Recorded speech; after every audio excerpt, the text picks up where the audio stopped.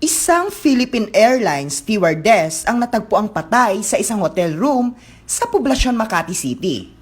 Nag-check-in sa City Garden Hotel si Christine Angelica Dacera, 23 years old, at ang kanyang tatlong lalaking colleagues noong January 1, 2020. Sinabi ni Galeda na nagising siya ng 10 a.m.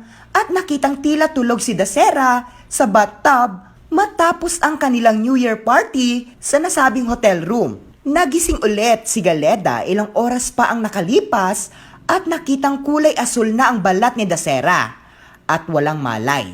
Dead on arrival na si Dacera nang madala sa Makati Medical Clinic. Kasama ng flight attendant na nag-check-in sa nasabing hotel ang kanyang mga kapwa cabin crew na sila Romel Galeda, Gregorio Angelo Rafael de Guzman at John de la Serna lagpas hating gabi ng January 1, 2020. Kaya naman, nang makita na ni Galeda na naging kulay asul na ang balat ni Dacera, dinala niya na agad ito sa klinik ng hotel para mabigyan ng CPR. Ngunit, hindi pa rin ito nagkamalay, kaya isinugod na siya sa Makati Medical Clinic, kung saan deklarado siyang dead on arrival.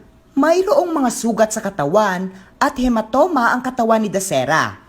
Base sa initial investigation, tinutukoy pa kung may drugs at alcohol na ininom si Dacera, pero aneurysm daw ang secondary cause ng kanyang pagkamatay.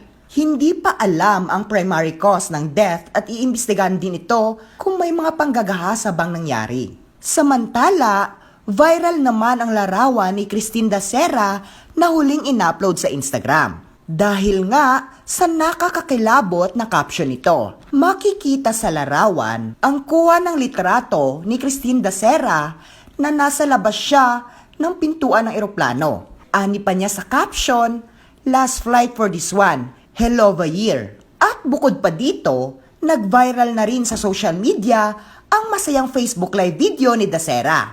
Makikita sa video na masayang nakikipagbanding si Dacera sa kanyang mga mahal sa buhay. Base sa investigasyon, biktima ng setup ang flight attendant na nasa 11 katao.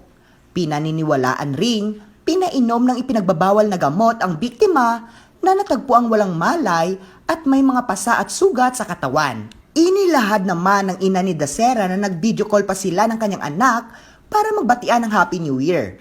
Dagdag pa niya, ang mga lalaking kasama ni Dacera sa hotel ay dapat daw na mabulok sa kulungan.